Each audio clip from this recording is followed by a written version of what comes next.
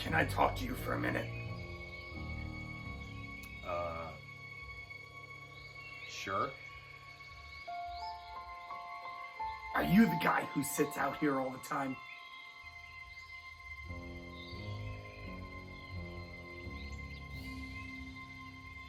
Yeah. Are you the only guy who sits out here all the time?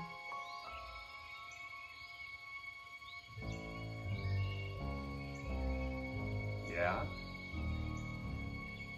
Well, I've gotten some complaints that someone's sitting out here taking tag numbers.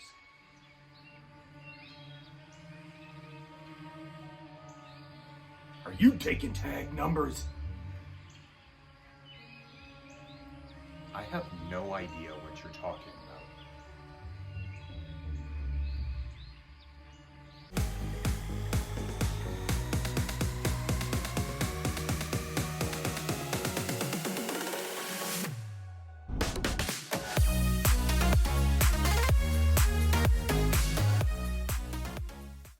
Hello, my friends, and welcome to The Simple Sober Life. I am Joshua, and I help others make simple changes to create a life of awesome. Welcome, my friends. This is officially take 2 of Financial Friday. I shot a video yesterday, and I went into the editing room to put it all together, and for some reason, my microphone wasn't working. It recorded absolutely no audio. And so here we are on Saturday, reshooting the video that was supposed to come out yesterday. I'm so sorry about that, but these things happen, and hopefully this video will turn out even better. So I have got 2 tips for you on how you can save money every single month. But first, a story for you, and this is unique. This is weird. So I was sitting in my chair the other morning. It was probably about 4 o'clock or so in the morning, as I normally do. I was out here having a cup of coffee, smoking a cigarette, and listening to my favorite morning show. And all of a sudden, a car drives down this road. Now, cars drive up and down this private road all of the time. And it's really kind of weird because it's at all hours of the day and night. It doesn't matter what time. Cars are always going up this back road. And I don't think there are many houses up there. But anyway, I digress. So this car was driving down the road, and all of a sudden, it stopped right in front of where I'm sitting. It just stopped. And a guy gets out of the car. He opens up his driver's side door and gets out, and he's like, "Can I talk to you?" I'm like, oh my God, this is how I'm gonna die. I'm going to die right here in this chair with a cigarette, and this is it. I'm finished. And I'm like, sure. So he comes over into the yard, and he continues on. He's like, "Are you the guy who sits out here all the time?"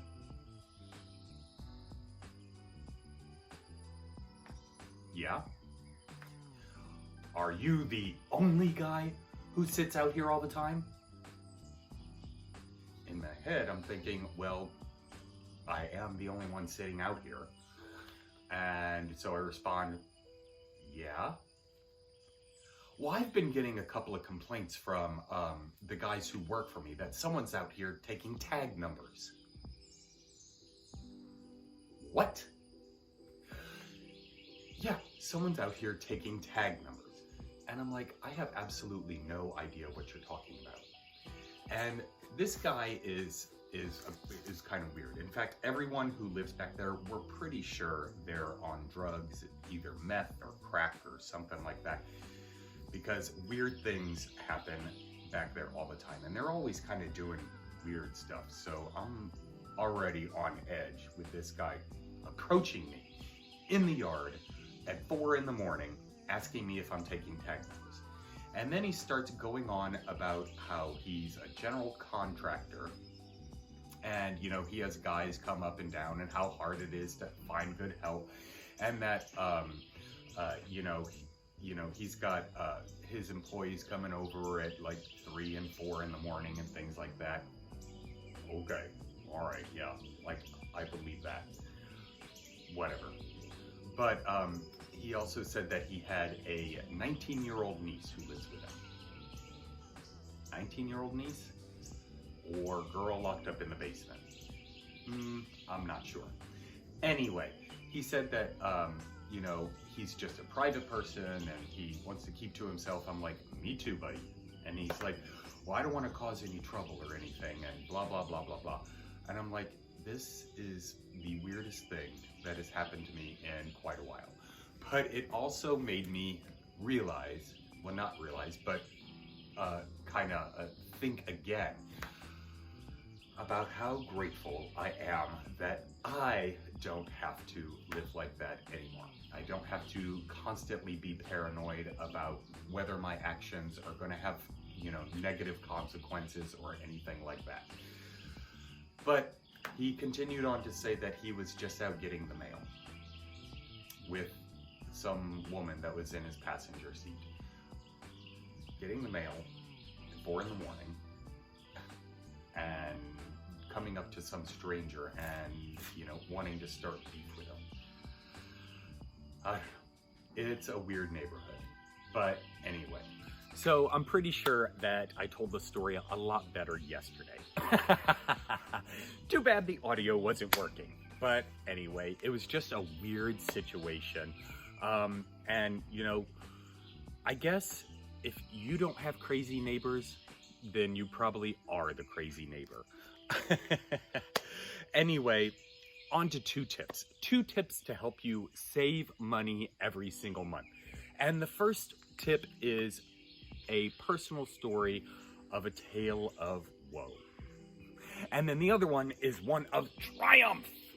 So I was in Savannah several weeks ago and, I was just kind of wandering through a park and I went to, I just sat down on a bench and I started scrolling through Facebook. And, these ads pop up all the time about, different things. A lot of them that pop up on my feed are personal development courses, business courses, and things like that. But this one really caught my interest. It really piqued my interest.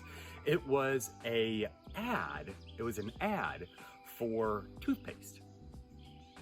Okay, and this toothpaste guaranteed that it would whiten your teeth in 2 weeks. Ooh, okay. I'm interested.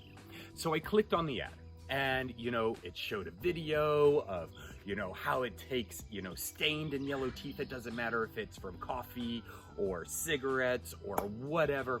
It would take it clean off and it would polish your teeth so that they were beautifully and sparkling white. And so I'm like, ooh, I gotta have that. I want my teeth to be white and sparkling. So I clicked on the payment information, inserted my PayPal account, and I ordered a $25 magic toothpaste. That was about 6 weeks ago. And it just kind of dawned on me the other day that, I haven't gotten my toothpaste. Here I am like a sap, still brushing my teeth with regular toothpaste. Where is my magic toothpaste? Well, it hasn't come yet. And so I dive back into, I didn't even really get a receipt. So I look at my PayPal information and they give me the name of the company. And I start researching the company. It's based in China. I totally got scammed because I wanted magic toothpaste.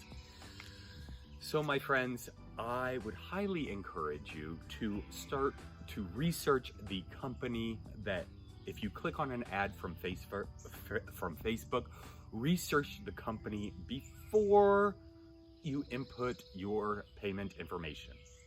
So now I'm gonna have to go back through Facebook and see if I can file a dispute so that I can get my $25 back, because it would appear that I am not getting my magic toothpaste.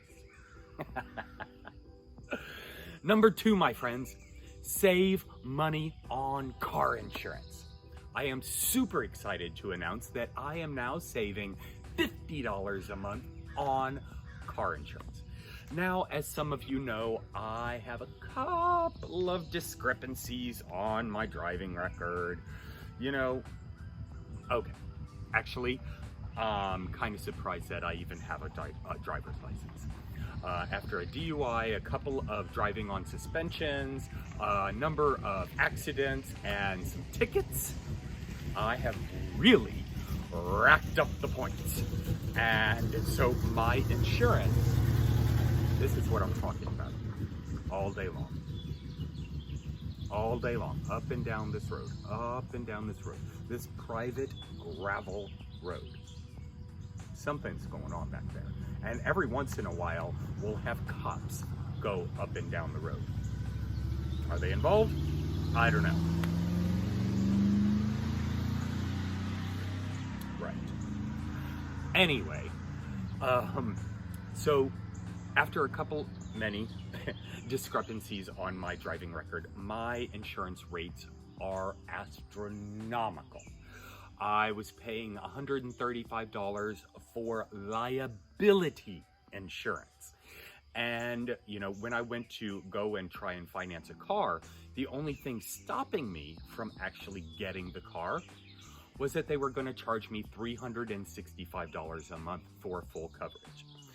So I highly encourage you to research new insurance companies.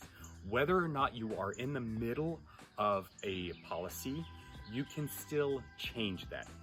Go in, put some time in, put your information in, and really start diving into if you are getting the best rate.